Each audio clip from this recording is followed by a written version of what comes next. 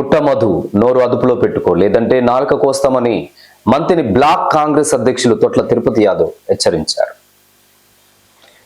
శనివారం రామగిరి మండలంలోని బ్లాక్ కాంగ్రెస్ కార్యాలయంలో ఏర్పాటు చేసిన విలేకరుల సమావేశంలో ఆయన మాట్లాడుతూ సిబిఐ భయంతో ఫ్రస్ట్రేషన్లో పుట్టమధు మాట్లాడుతున్నాడని అన్నారు. గట్టు వామన్రావు దంపతుల హత్య కేసులో సిబిఐ విచారణకు హాజరైన పుట్టమధు తన రాజకీయ ఉనికిని కోల్పోతాననే ఫ్రస్ట్రేషన్లోనే అనుచిత వ్యాఖ్యలకు పాల్పడ్డారని ఆరోపించారు. 100 కోట్ల రూపాయల నిధులతో శ్రీధర్ బాబు మంత్రి నియోజకవర్గాన్ని అభివృద్ధి పదంలో నడిపిస్తుంటే ఆ అభివృద్ధిని చూసి ఓర్వలేకనే పుట్టమధు మతి భ్రమించి మాట్లాడుతున్నారని విమర్శించారు. నిన్నటి రోజున మంతనిలో బీఆర్ఎస్ నాయకుడు పుట్టమధు చేసిన వ్యాఖ్యలు వాటిని ఖండిస్తా ఉన్నాం. మొన్నటికి మొన్న మంతని నియోజకవర్గ శాసనసభ్యులు, తెలంగాణ రాష్ట్ర మంత్రివర్యులు, పెద్దలు, ఈ ప్రాంత అభివృద్ధి ప్రదాత శ్రీధర్ బాబు గారు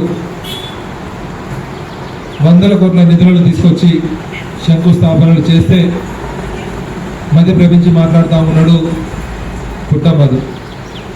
దానికంటే ముందు రోజే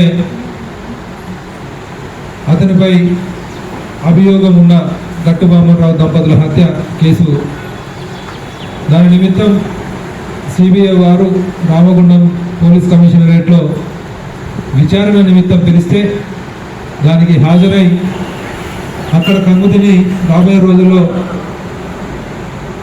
నాకు పుట్టగతులు ఉండవు, నేను మంత్రి నియోజకవర్గంలోనే కాదు అసలు సభ్య సమాజంలో ఉండే విధంగా లేను అని ఫ్రస్ట్రేషన్కు గురై సిబిఐ వారు వేసిన ప్రశ్నలకు తలకిందులై మతి భ్రమించి మాట్లాడి మంత్రి నియోజకవర్గాన్ని అభివృద్ధి పదంలో తీసుకుపోతున్న మా నాయకులు శ్రీధర్ బాబు గారిని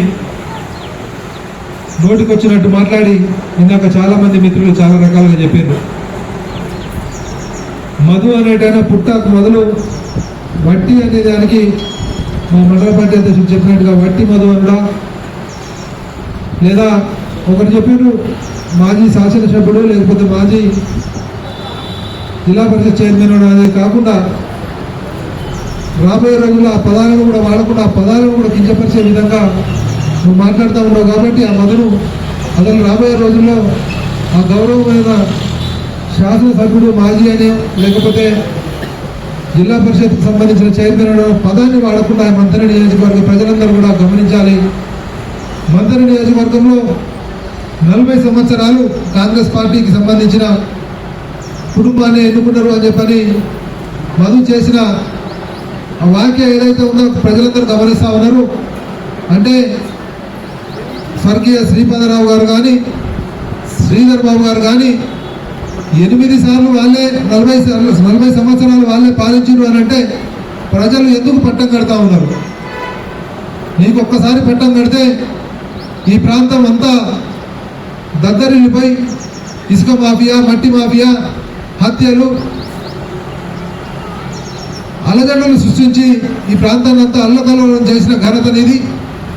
అదే మా నాయకులు శ్రీధర్ బాబు గారు 100 కోట్ల రూపాయలు మొన్నటికి మొన్న వచ్చిన మంత్రివర్యులు చెప్తా ఉన్నారు. అంటే నీకు అక్కసు ఏదైనా ఉంటే మా ముఖ్యమంత్రి వర్యులు వారి సమానంగా పనిచేస్తూ ఉన్నారు మా శ్రీధర్ బాబు గారు అని చెప్పని వారు మెచ్చుకుంటే నువ్వు జీర్ణించుకోలేకపోతా ఉన్నావు.